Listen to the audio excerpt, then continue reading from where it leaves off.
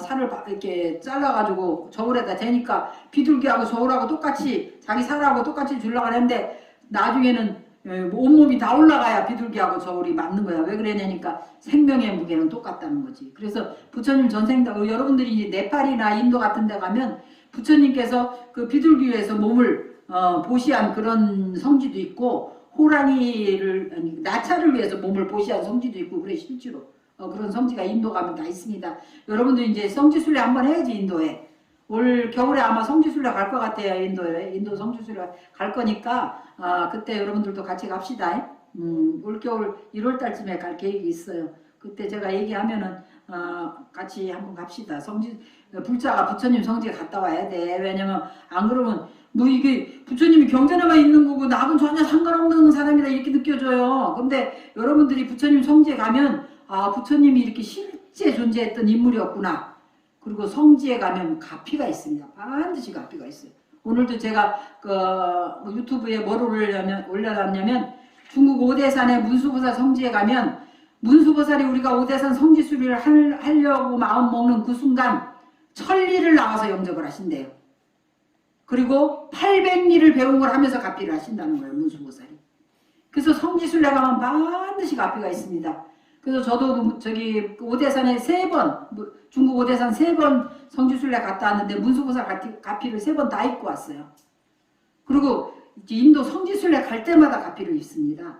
그러니까 여러분들 불자들은 반드시 성지순례 가야 돼. 티베트 불자들은 1년에 3분의 1은 성지순례 합니다. 그래서 맨 티베트 사람들은 이제 매트리스 있잖아요. 그거를 둘러매고 다녀. 왜냐면 그 사람들은 게스트하우스 호텔 들어갈 돈이 없어요. 그러니까 성지순례 가갖고는 광장에다가 그냥 촥 펴. 매트리스 탁 피면 거기에 딱 누워. 여자들은 딱 누우면은 남편들은 막 가갖고 열심히 또 막 번호에다가 차 끓이고 막 그리고 여자들은 누워가지고 언제 차가 오나 이렇게 기다리고 이러대.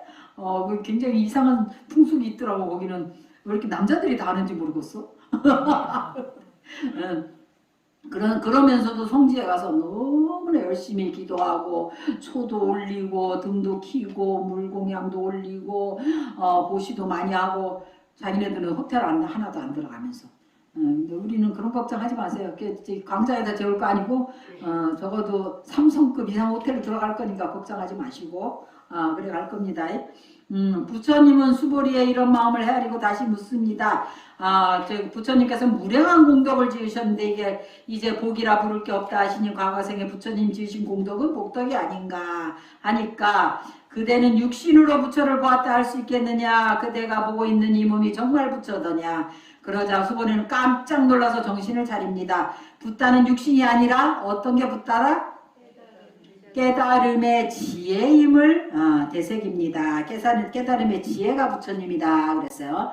대반열반경을 보면 부처님은 열반에 드시는 순간까지 이성을 강조합니다. 안한다요. 부처님이 열반에 드시라 할 때 슬픔에 안한다가 젖어서 묻습니다. 부처님께서 열반에 드시면 이제 저희는 누구를 의지해 살아가야 합니까?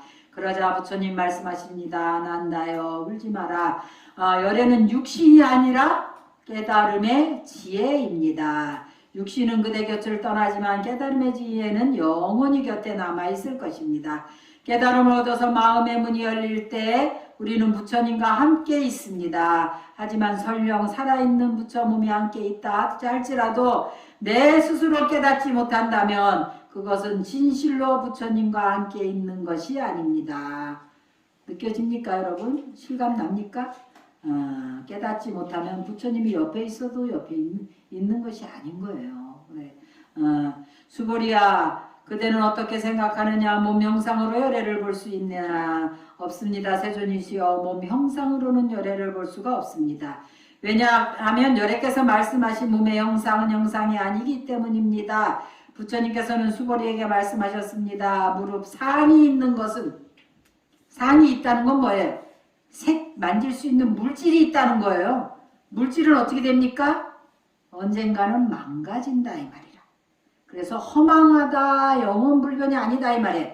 허망하니 만일 모든 상이 상 아님을 그 본질을 본다면 열애를 보리라 그랬어요. 범소유상 계시어망이니 약견 재상 비상이면 즉견열애니라. 모든 상에는 고정된 실체가 없으므로 무상에서 망가진다 하면서 생주이멸을 성주 계공으로 이어진다. 상에 대한 집착을 버릴 때 비로소 세상의 참모습을 보고 자유로운 삶을 살아갈 수 있다는 가르침입니다. 계시허망이다. 상이 있는 것은 다 허망하다는 이 허망함은 인생이 허무하다고 말할 때 허무와는 다른 뜻입니다. 허무는 허전하고 쓸쓸한 마음을 말하지만 허망하다는 것은 인간의 감정이 아닌 상이 물거품 같아서 언젠가는 사라진다 이 말이죠. 거짓되고 망령된 것이란 뜻입니다. 허망하다는 것은 영원한 것이 아니고 고유한 실체가 있는 것도 아니라는 뜻입니다. 상이 있는 모든 것은 헛개비 같고 꿈과 같고 아지랑이 같다. 보기에는 있는 것 같지만 실제로는 있는 게 아니죠. 우리가 꿈도 마찬가지다.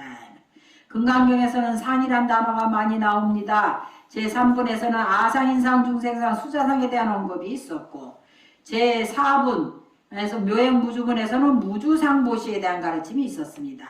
그런데 3, 4분과는 다른 여기 열이실견분 5분의 상은 한자로 모양상자를 사용하지만 그 의미는 조금 다릅니다.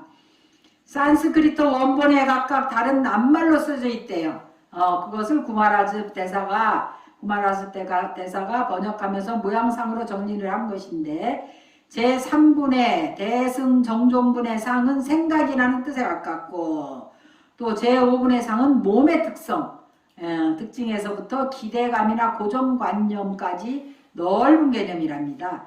하지만 마음으로 그린 모양이든 바깥에 있는 대상이든 하나의 고정된 모양이라는 점에서 같은 맥락이므로 상으로 통일해 놓은 것으로 보입니다.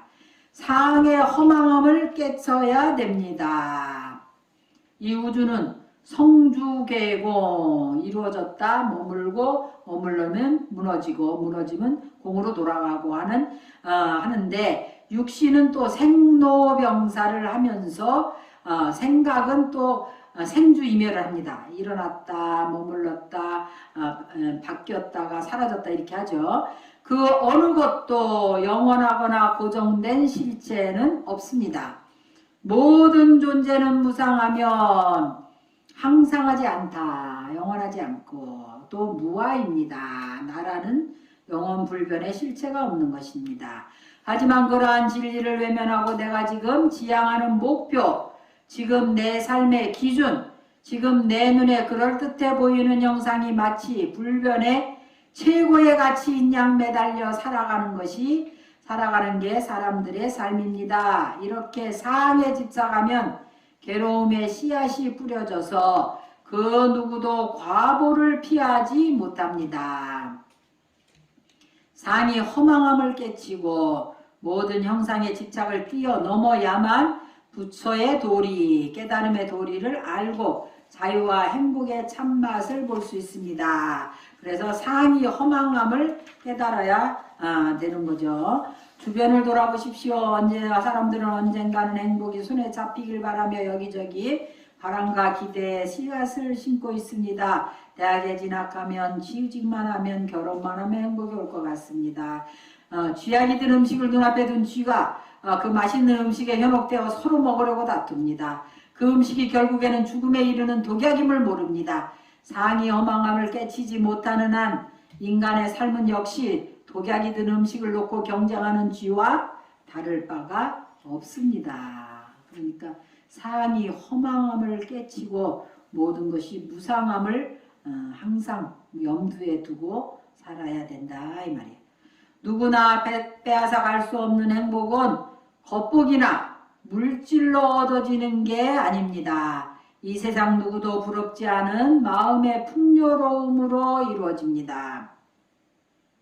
물질에 대한 탐욕이 크면 클수록 마음은 더 큰 공허감에 시달리게 됩니다. 허망한 상에 더 많이 이끌린다는 것은 그만큼 고뇌의 씨앗을 더 많이 심고 있다는 말이기 때문입니다. 내 인생의 어떠한 번뇌와 괴로움도 나와는 무관하게 하늘에서 뚝 떨어지는 법은 없습니다. 어리석은 이는 하늘을 보며 한탄하지만 현명한 사람은 자신의 마음과 행위를 돌아봅니다. 여러분들은 현명한 사람이 어리석은 사람이요? 그것이 알고 싶네. 응? 어때요? 여러분들은 현명하십니까? 어리석습니까? 하늘을 보며 원망합니까?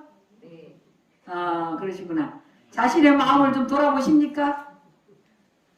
돌아보는 사람 손 좀 들어보세요. 하나도 없는가 봐? 하나도 없구나. 그래, 그렇겠지. 이제 돌아봅시다. 이제 배웠잖아. 그죠? 배웠으면 뭔가 좀 달라져야지. 예, 달라져야 됩니다. 예. 사라져버릴 내 몸을 보았다 한들.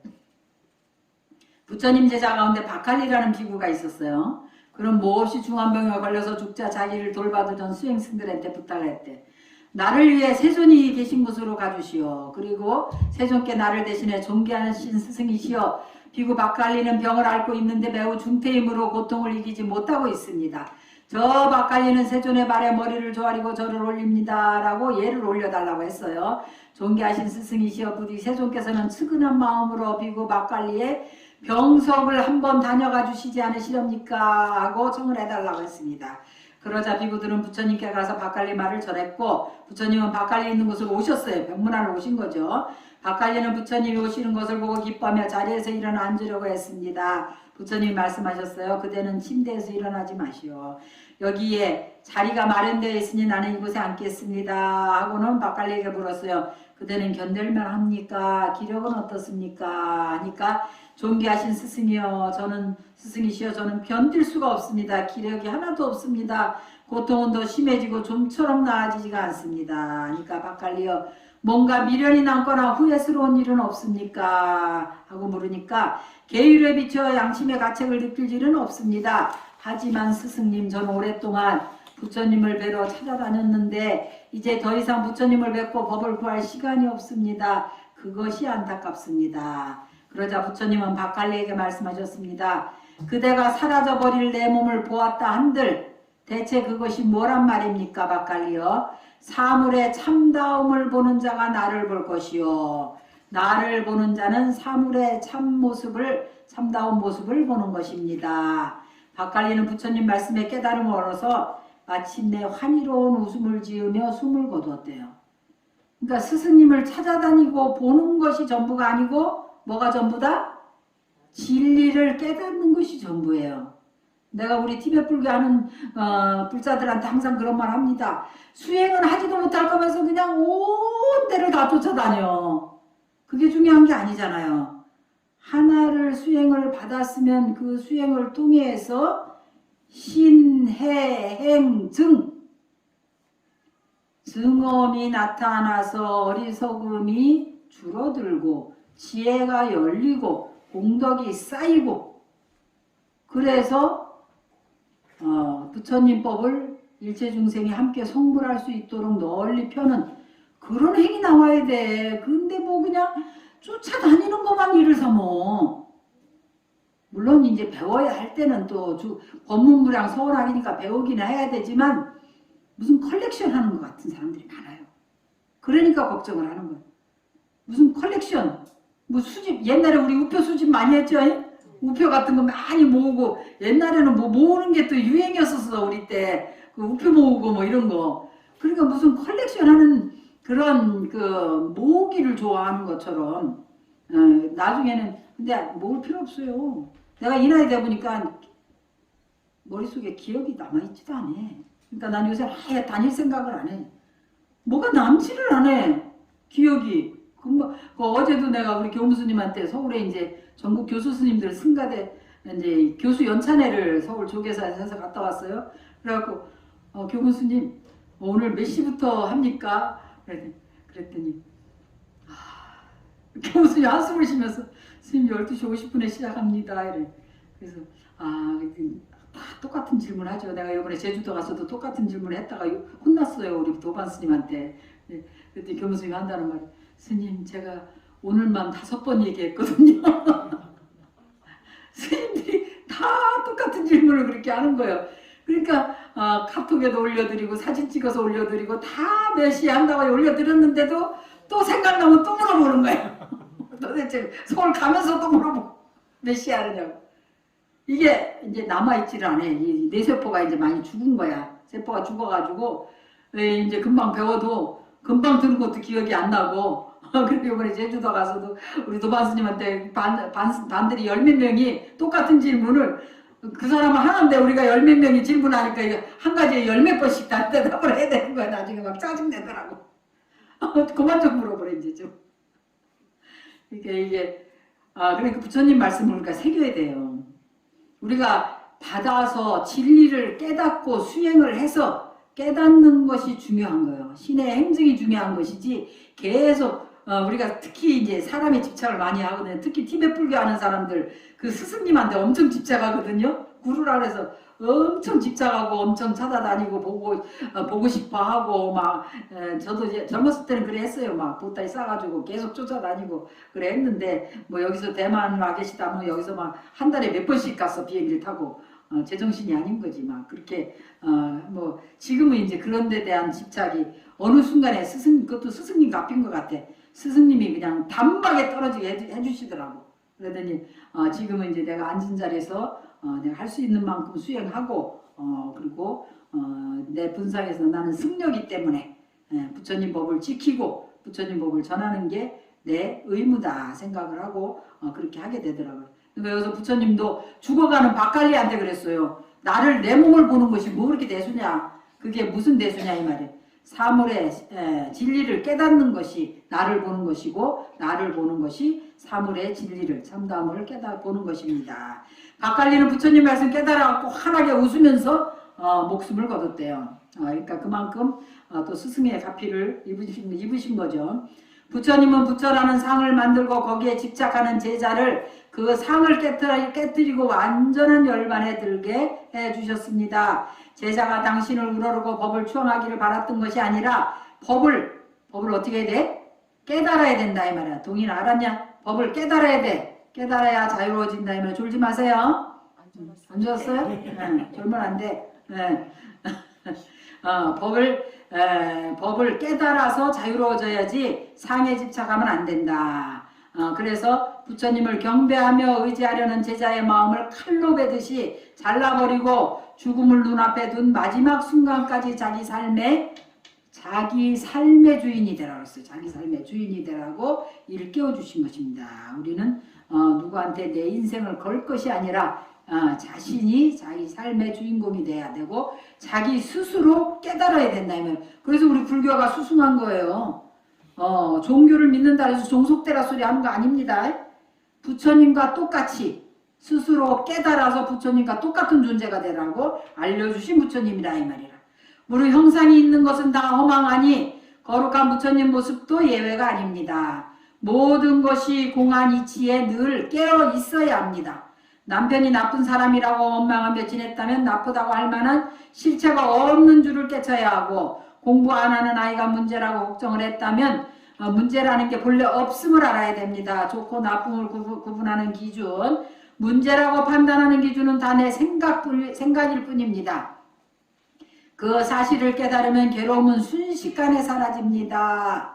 본래 나쁜 것도 없고 본래 좋은 것도 없는 줄을 알면 좋고 나쁘다는 상으로 생긴 온갖 시비와 갈등이 다 사라집니다. 그러면 내 인생이 행복해집니다. 그러니까 여기 보면 본래 나쁜 것도 없고 본래 좋은 것도 없고 좋고 나쁘다는 생각과 온갖 시비와 갈등을 그런 것이 다 사라진다는 거예요. 그래서 도라는 것은 희노애락 이전에 도가 있다 그랬어요. 도라는 게 어디 있다고? 희노애락 이전에 도가 있어요. 내 마음이 흔들리기 이전에 좋아서 죽겠고 싫어서 죽겠고 미워서 죽겠고 괴로워 죽겠고 하기 이전에 도가 있는 겁니다. 그런 감정이 일어나기 전에 그런 시비와 갈등이 일어나기 전에 도가 있는 것이다. 흔히 전생에 복을 많이 지으면 부자가 되고 죄를 많이 지으면 가난을 면치 못한다고 말합니다. 얼핏 들으면 타당한 인과관계처럼 보이지만 실은 이것은 사람들이 물질적인 부를 지향하는 삶을 살기 때문에 생긴 말입니다. 부와 가난은 다만 하나의 상태일 뿐입니다. 이런 식의 전생 업보설은 유사일의 지혜층의 논리로 이용되어 왔습니다. 왕이 절대 권력을 가지려면 왕은 백성과 다른 특별한 존재라는 것, 지배자가 될 만한 비범함을 타고났다는 것을 널리 알리고 합리화해야 했습니다. 왕이 된 것은 전생에 선한 일을 많이 했기 때문이고 노예로 사는 것은 전생에 악한 일을 했기 때문이라는 식입니다. 신분과 계급 차별이 존재하는 이유가 전생의 업보 때문이라는 생각을 확산시킴으로써 지배와 피지배 계급의 관리를 합리화하고 심화시켜 나갔습니다. 그러나 그랬어요. 부처님은 그것이 사실 아님을 명확하게 말씀하십니다. 세상에 존재하는 만물은 서로 다를 뿐입니다. 그 차이를 차별로 왜곡하는 것은 바로 오랫동안 길들어진 우리의 잘못된 가치관 때문입니다. 인간은 누구나 존엄한 존재입니다. 그러므로 내가 어떻게 태어났든지 간에 어떤 몸을 가졌든 남자든 여자든 피부빛이 어쨌든 그대로 존중되어야 합니다.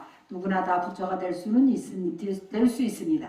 누구나 다 부처가 될 수 있습니다. 그러므로 몸의 형상으로는 결코 열애를 볼 수가 없습니다. 자, 안경을 벗고 세상을 보다 그랬어요. 젊은 시절 경주 포교당에 있을 때 일입니다. 어느 날 사시예불을 드리고 있는데 누군가 법당을 문을 두드렸어요. 가볍게 똑똑 두드리는 게 아니라 문을 때려 부르듯이 두드렸는데 또 그만 두드리겠지 하고 기도를 계속 하는데 문 두드리는 소리가 영 그칠 기미가 없습니다. 아무래도 아이들이 장난을 치는구나 싶어서 더 이상 참지 못하고 일어나 문을 열었습니다. 그런데 문 앞에 뜻밖에도 한쪽 다리와 손이 없는 상의군인 남자가 잔뜩 부은 얼굴로 서 있었대요. 그 남자를 보는 순간 돈을 얻으러 왔구나 라는 생각이 들었어요.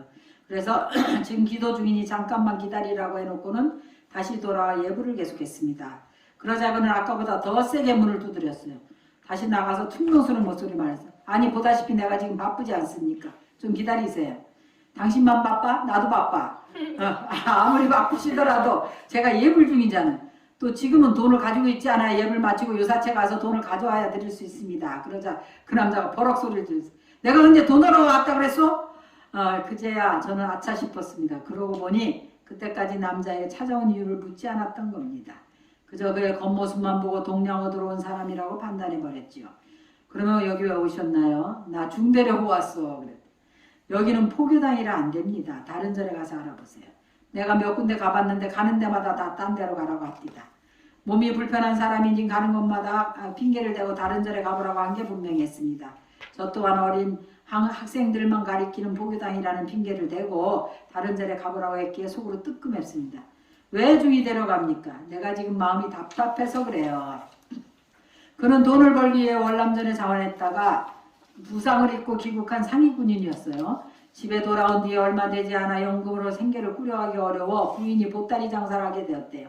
그런데 부인이 장사를 하느라 늦게 들어오면 날이 잦아지자 부인을 의심하는 마음이 생겼습니다. 내가 몸이 이러니까 나를 무시하는구나 하는 생각에 분하고 억울했습니다. 그러다 보니 술주정을 하게 됐고 부인을 때리는 지경에까지 이르렀어요. 가정은 점점 엉망이 되어갔고 부인은 집을 나갔다가 아이들 생각에 다시 오기를 반복하는 상황이었습니다. 그런 식으로 몇 년을 살다 보니 이제 도저히 사람이 할 짓이 아니라는 생각이 들었고 죽어보려고도 했지만 차마 그러지도 못하고 그래서 중이 되기로 마음을 먹었다는 거예요. 그런데 이야기를 다 듣고 나니 그 남자가 어떻게 이 조그만 포교당을 알고 찾아왔는지 궁금해졌습니다. 여기는 어떻게 알고 오셨어요? 누가 소개해 주던데요? 그러면서 그는 호주머니에서 구겨진 종이 한 장을 꺼냈습니다. 받아서 펼쳐보니 제가 시내에 뿌린 포교당 전단지였대요. 그걸 보는 순간 저는 법륜 스님이죠. 법륜 스님이 망치로 뒤통수를 얻어맞은 듯 멍청해졌습니다. 그 전단지에는 이렇게 써졌대요. 마음이 불안하고 답답한 자여 여기 부처님께서 마련한 좋은 안식처가 있으니 이리로 오십시오. 전단지를 못 뿌리셨대. 우리는 이런 사람 올까봐 전단지 못 뿌리는데.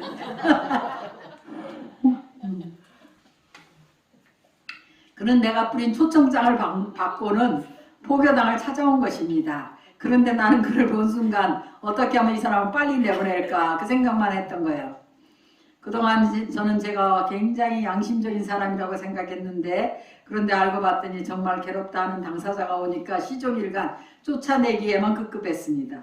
오히려 인생이 괴로운 줄도 모르는 어린이, 중고등학생, 대학생 청년들 불러 모아서 저 없으면 마치 큰일이라도 날 것처럼 인생이 고다, 고의 원인이 뭐냐 하면서 교리를 가르치고 있었습니다. 그리고 내가 부처님 가르친 대로 산다고 스스로 자랑스러워했지요. 그랬기 때문에 부처님 법에 어긋난 행동을 한다고 남을 비난하고 비판하고 잘못된 한국 불교를 개혁해야 한다고 데모도 했습니다. 그런데 지금 내 모습은 내가 비판해왔던 다른 누구보다도 더한 모순을 갖고 있었습니다. 나 혼자 청정한 척하고 나 혼자 정법을 하는 양 지금껏 살았는데 알고 봤더니 내 스스로가 모순투성이었던 거지요. 불법은 산에 있는 것도 책 속에 있는 것도 아니고 삶 속에 있다고 생활불교를 주장해 놓고는 괴롭다고 온 사람을 쫓아내기 위해 불법이 산 속에 있다는 듯이 말하고 있었던 것입니다. 저기 산에 있는 절에 가서 출가하라고 여기는 젊은이를 포기하는 것이라 안 된다고 말했습니다. 그런 내 모습을 본 순간 말할 수 없는 충격에 정신이 멍해지고 넋이 나가버렸습니다. 그 뒤에 무슨 정신을 어떻게 포교당을 나왔는지 튀어나가 버리셨나 봐요. 발길 닿는 대로 가다 보니 경주 남산 칠부람에 와 있었습니다. 칠부람은 고등학생 시절 스승이신 불심 도문 큰 스님을 따라서 들어가서 참선하고 정진하던 곳이었습니다. 지난 10년 동안 저작거리에서 쓸데없는 짓을 했다는 후회가 들었습니다. 이제 깨달음이 있기 전까지는 절대로 이곳에서 나가지 않겠다고 마음먹었습니다. 눈물이 한없이 흘렀습니다. 그렇게 칠부람 부처님 앞에 엎드려 사흘 밤낮을 눈물을 흘리며 지낸 뒤에 비로소 차츰 정신이 들었대요. 정신을 차리고 나니 지난 10년 세월이 바로 보이기 시작했습니다. 나는 정법을 행하는 자다라는 교만을 가지고 내 식대로 포교한 시간이었습니다. 내가 정말 별 볼 일 없는 인간이구나, 모순 속에 살았구나 하는 것을 자각하게 되었습니다. 비록 유선적인 마음이 있다 해도 포교 전단지를 만들어 뿌렸기에 그 남자를 만나게 됐고 그 남자를 만나고 나서야 내가 가진 모순을 발견할 수 있었습니다. 그렇지 않았다면 나는 내가 모순 덩어리라는 사실도 모르고 죽었을지 모릅니다. 그러니 지난 10년은 어떻게 보면 허송세월이었지만 또 어떻게 보면 내가 얼마나 어리석고 무지 몽매한지를 깨달을 수 있게 해준 10년이었습니다. 오늘 비로소 그러한 나를 알아차렸다는 것이지요. 그 뒤 다시 포교당으로 돌아와서 활동을 시작했어요. 다른 사람을 볼 때는 그 전과 후 내 모습에 아무런 변화가 없어 보였겠지만 나에게는 그 전과는 완전히 다른 시간이 시작되었습니다. 우리는 누구나 다 자기 마음 나름대로 안경을 쓰고 세상을 봅니다. 아니, 나는 안경을 쓰고 있지 않아. 지금 내가 보고 있는 게 객관적 실체 모습이야 라고 말합니다. 지금 꿈을 꾸고 있는 사람도 꿈속에서 보이는 세계가 현실이라고 장담합니다. 꿈에서 깨어나야만 그때까지 꿈속에서 헤맸다는 것을 알게 되듯이 안경을 벗어야만 그때까지 안경 끼고 살았음을 알게 됩니다. 상에 집착했을 때 내가 지금 상에 집착하고 있구나 하고 알아차리는 것이 바로 상이 상 아닌 줄을 아는 것입니다. 모든 상이 상 아님을 알고 상이 있는 모든 것이 허망함을 알면 그때 비로소 세계의 참모습이 드러납니다. 지금 사로잡힌 생각에서 벗어나 내가 정말 내 식대로 사람을 보고 내 식대로 세상을 봤구나 하는 것을 알게 되면 참회와 기쁨의 눈물을 함께 흘리게 됩니다. 그렇게 진실을 깨친 눈으로 인생을 보면 온갖 괴로움이 사라집니다. 행복한 사람, 자유로운 사람으로 다시 태어나 세상에 도움이 되는 보살의 삶을 살게 됩니다. 좋은 말씀이죠? 그래서 진리에 맞게 모든 것을 허망한 줄 알 수 있는 그런 여러분이 되시기를 바랍니다. 오늘은 여기까지 강의하겠습니다. 성불하십시오.